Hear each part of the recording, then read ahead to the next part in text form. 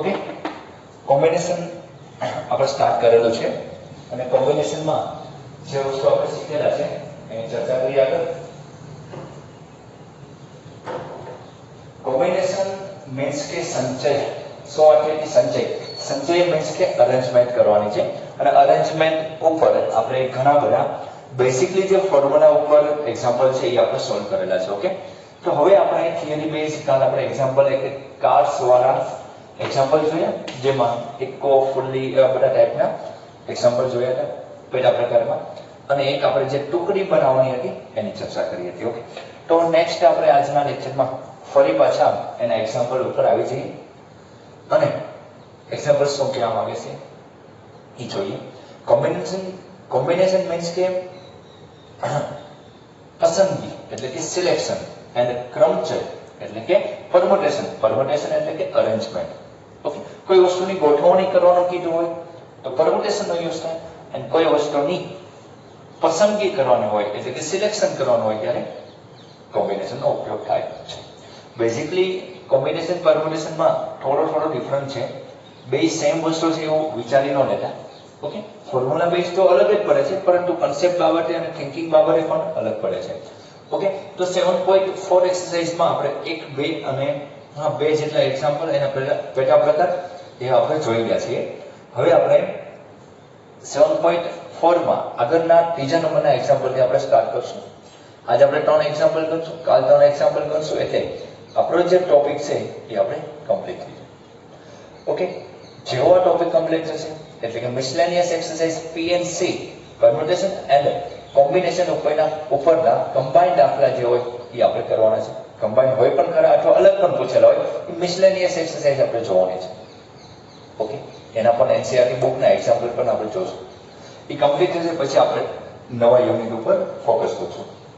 અત્યારે ધીમી સ્પીડે ભણવાની જરૂર છે. કોઈ ઇમરજન્સી નથી, નકર હું આવી લપ કરો છું ને ધીમે ધીમે આવી બધી ચર્ચા ઓછી હોય, ડાયરેક્ટ સીધું ભણવા ઉપર હોય. પરંતુ થોડી એવી ચર્ચા કરી જેથી તમને મજા આવે, જે તમે 10મા ધોરણ પાસ કરીને આવેલા છો એટલે. ઓકે, તો હવે 7.4 એક્સરસાઇઝની વાત કરીએ આપણે.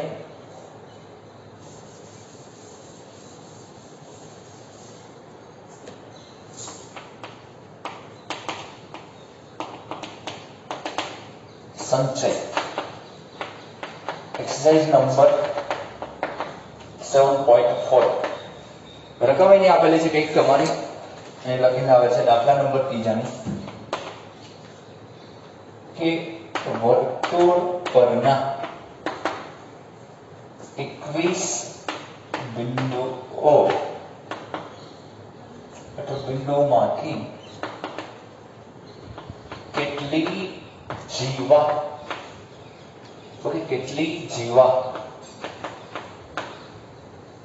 દોરી શકાય?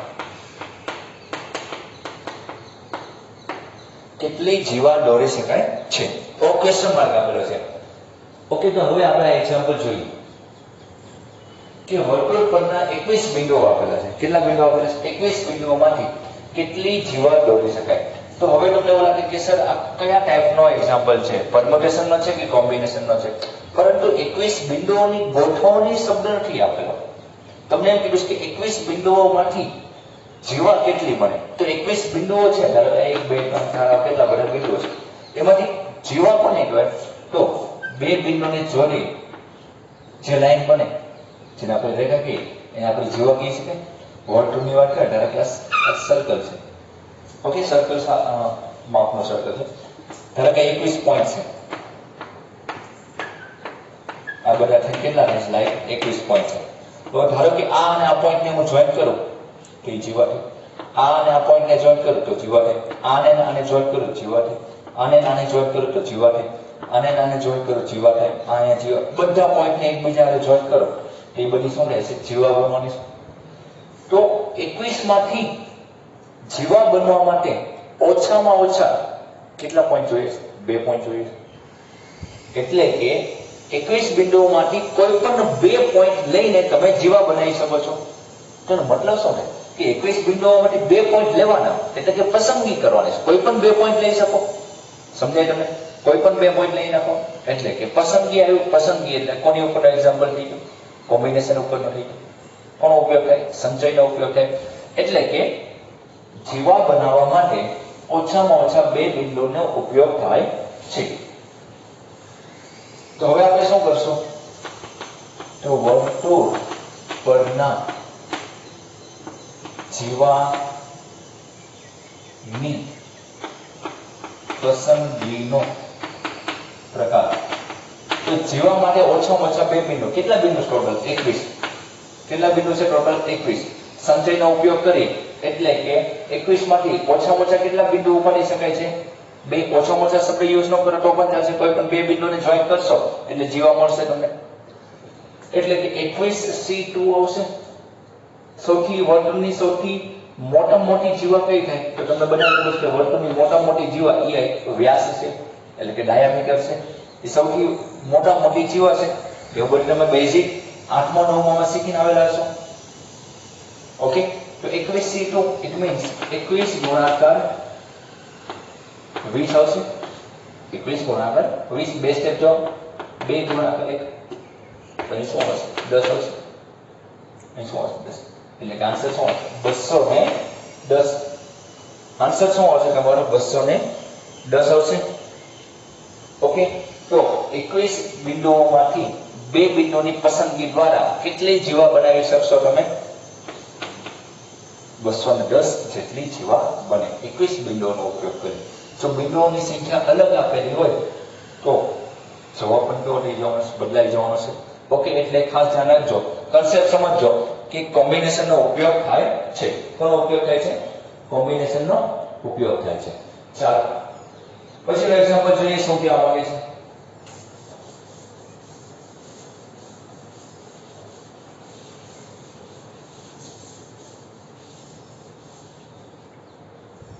ચોથા નંબરનો એક્ઝામ્પલ આપેલો છે. 5 કુમાર અને 4 કુમારિકામાંથી 3 કુમારો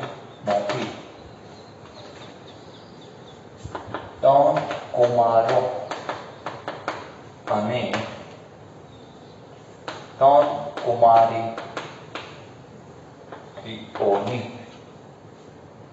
કેટલી ટુકડી બનાવી શકાય? ઓકે, તો આ તમને સવાલ આપેલો છે. સવાલ શું છે કે 5 કુમાર આપેલા છે, એટલે કે બોયસની વાત કરીએ તો કુમારની સંખ્યા કેટલી છે? 5 છે. કુમારિકા કેટલી છે? સંખ્યા 4. એમાંથી કોઈ તમારે ગ્રુપ બનાવવું છે, એટલે કે આપણે કહીએ તો ટુકડી બનાવી છે. ટુકડીમાં સદસ્ય કયા ટાઈપના હોવા જોઈએ? તો જે ટુકડી બને છે એમાં કુમાર કેટલા હોવા જોઈએ? 3. તો ટોટલ કેટલા કુમાર? 4 માંથી કોઈ પણ 3 વ્યક્તિનું ગ્રુપ બનાવવું છે. તો 4 વ્યક્તિમાંથી કોઈ પણ 3 નું ગ્રુપ બનાવવું છે, એટલે કે શું થયું? પસંદગી કરવી પડશે. 4 માંથી તમે કોઈ પણ 3 ને લેશો. ગોઠવણી શબ્દ ન આવે. તમે વિચારશો તોય તમે બંધ બેસતું વિચારી નહીં શકશો ગોઠવણી બાબતે આમાં. કારણ કે વસ્તુ છે 4 વ્યક્તિમાંથી 3 વ્યક્તિની ગોઠવણી નથી, પસંદગી કરવાની છે. કારણ કે ટુકડી બનાવવાની છે. એમાં પછી પહેલા આને સિલેક્ટ કરો પછી આને સિલેક્ટ કરો, એ પ્રશ્ન આમાં ગોઠવણી ન આવે. ઓકે, અને 3 કુમારી. તો કુમારિકા કેટલી છે? 4. કુમાર કેટલા હતા? 5. તો આપણે આમ લખીએ, ટુકડી માટે કુમારની પસંદગી નો પ્રકાર. તો કુમાર કેટલા છે? 5 છે. એમાંથી ટુકડી માટે કેટલા કુમારની પસંદગી કરવાની છે? 3. એટલે 5C3 આવશે, કારણ કે પસંદગી શબ્દ આવે છે. સેમ એઝ ટુકડી માટે કુમારીઓની પસંદગીનો પ્રકાર. કુમારી કેટલી છે? 4. એમાંથી કેટલી પસંદ કરવાની છે ભાઈ? 3 પસંદ કરવાની છે. 3 કુમાર ને 3 કુમારી. આથી ટુકડીનો પ્રકાર. તો તમને ખબર છે 3 કુમારો અને શબ્દ એટલે કે એન્ડ અનેનો શબ્દનો ઉપયોગ થાય ત્યારે ગુણાકાર આવશે, અને અથવાનો શબ્દ યુઝ થાય ત્યારે સરવાળો આવશે. એટલે કુમારની પસંદગી 5C3 અને 4C3. કુમારિકાની પસંદગી એટલે 5 ગુણાકાર 4 ગુણાકાર 3 નીચે 3 ગુણાકાર 2 ગુણાકાર 1 ઇનટુ 4 ગુણાકાર 3 ગુણાકાર 2 3 સ્ટેપ પાછળ ગયા નીચે 3 ગુણાકાર 2 ગુણાકાર 1 3 ને 2 કેન્સલ. ઓકે 2 દુને 4 થવાનું છે 3 અને આ 3 કેન્સલ 5 ચોક 20 20 ટુ 40 40 આપણે શું આવશે 40 નીચે 1 એટલે કે આન્સર શું આવશે 4. આથી ટુકડીઓની સંખ્યા કુલ કેટલી આવશે 40 આવશે. કેટલી આવશે કુલ 40 ની બરાબર. કેટલી ટુકડી બને 40. 5 ને 4 9 વ્યક્તિ દ્વારા 3 કુમાર અને 3 કુમારિકાની ટોટલ કેટલી ટુકડી બનશે 40. તમે જો જાતે બનાવવા જાઓ ને તો 40 એક્ઝેક્ટ બને. આનાથી નહીં એક ઓછી નહીં એક વધારે બને. ઓકે એટલે 40 જો તમે પાક્કું પરફેક્ટ બનાવો તો કેટલી બને 40 જ બને. 5 છોકરાઓ અને 4 છોકરીઓમાંથી 3 છોકરા અને 3 છોકરીની કોઈ ગ્રુપ બનાવવાનો કે તો એક્ઝેક્ટ કેટલા બને 40. કોમ્પિટિટિવ એક્ઝામમાં આ ટાઈપના ક્વેશ્ચન મેક્સિમમ પૂછાય છે કારણ કે આ એક જીકે ટાઈપનો ચેપ્ટર છે અને યુનિક ચેપ્ટર. આમાં કોઈ ફોર્મ્યુલા ન આવે. તમારે ખાલી બુદ્ધિ વાપરવાનો હોય કે આ રીતના એનો મતલબ થાય છે. એટલે ખાસ તમારે આ બધા જે ચેપ્ટર હોય એમાં ખાસ તમે નાની નાની વસ્તુનું ધ્યાન આપો તો આરામથી તમને સમજાઈ જાય શું કહેવા માંગે છે. ઓકે ચાલો ખબર પડી ગયા એક્ઝામ્પલમાં. નવો એક્ઝામ્પલ જોઈએ.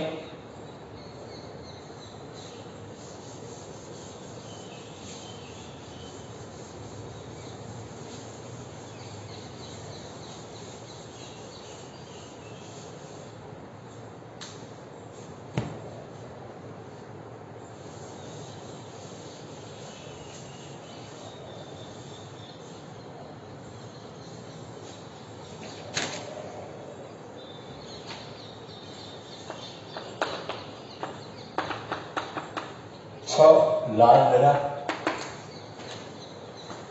5 સફેદ દડા અને 5 વાદળી દડામાંથી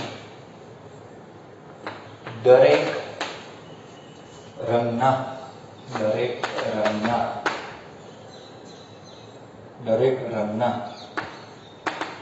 દડા એમ 9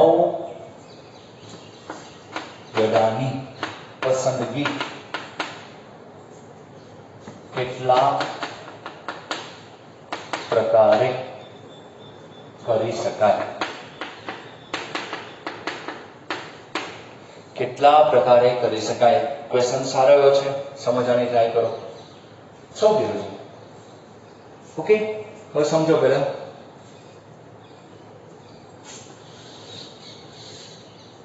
તમને બોલ્સ આપેલા છે બધા. ઓકે 6 કેટલા કલરના છે? 6 રેડ કલરના છે. 5 કેવા છે? વ્હાઈટ કલરના છે.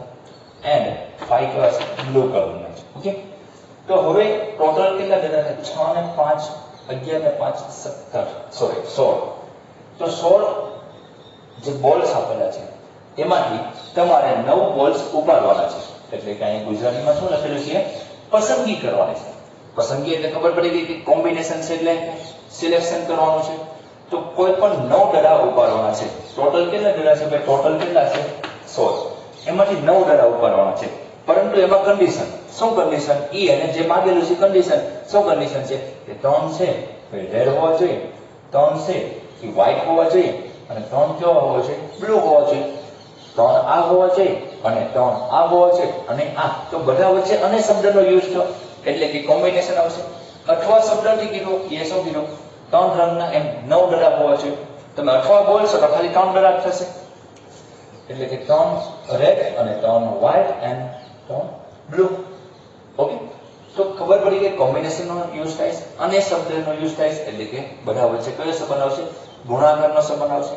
બહુ સિમ્પલ રીતનાનો આન્સર આપીએ કે પરંતુ સોલ્યુશનમાં આપણે થોડું ગુજરાતી લખીએ, બાકી એક લાઈનમાં આન્સર આપીએ કે ઓપ્શન આપેલા ડાયરેક્ટ તમે રફમાં ગુણાકાર કરો એટલે તમારા ઓપ્શનમાંથી તમે જવાબ આપી શકો. પરંતુ થિયરી બેઝ એક્ઝામ્પલ અત્યારે પૂછો હોય 2 માર્કમાં કે 3 માર્કમાં તો આપણે બધું ગુજરાતી લખીને એને સમજાવવું પડે. ઓકે ચાલો શું લખશું ભાઈ?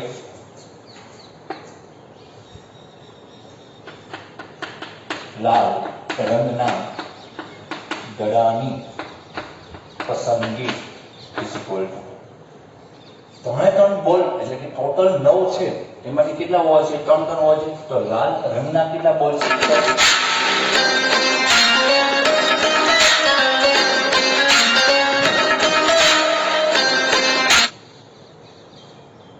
લાલ રંગના દડાની સંખ્યા કેટલી છે? 6 છે.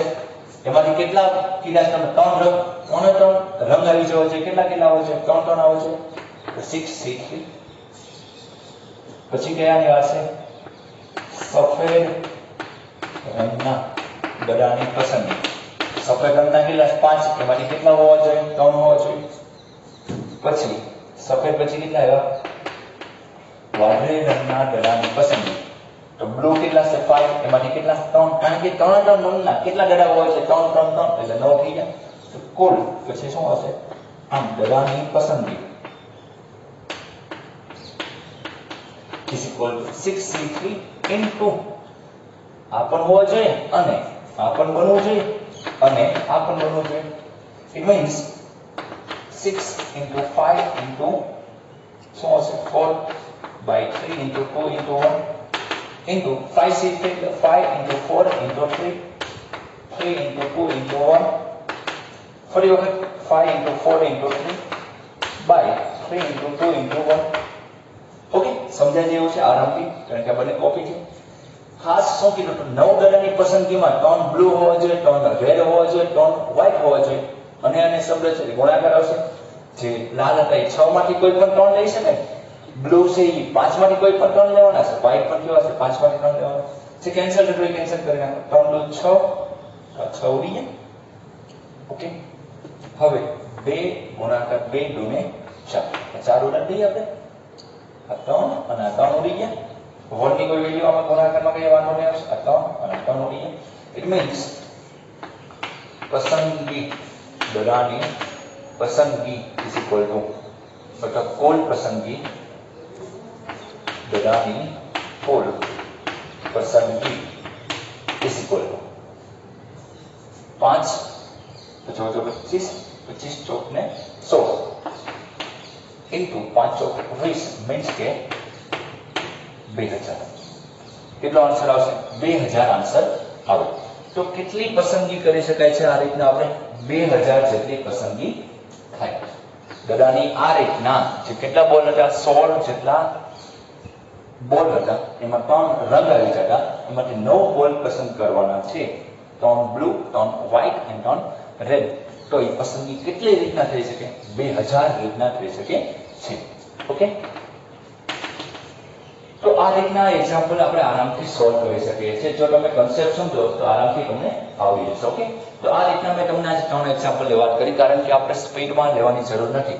નેક્સ્ટ લેક્ચર કાલે છે ત્યારે હું બાકીના 3 એક્ઝામ્પલ કમ્પ્લીટ કરાવીને તમને આ એક્સરસાઇઝ પૂરી કરીશ તમારી. અને પછી મિસલેનિયસ એક્સરસાઇઝ થોડી એવી લાંબી છે, એને આપણે 2-3 દિવસ આપશું. પછી આપણે નવું યુનિટ ઓગસ્ટમાં સ્ટાર્ટ કરી દઈશું. ઓકે, તો આજ માટે એટલું રાખીએ. Thank you.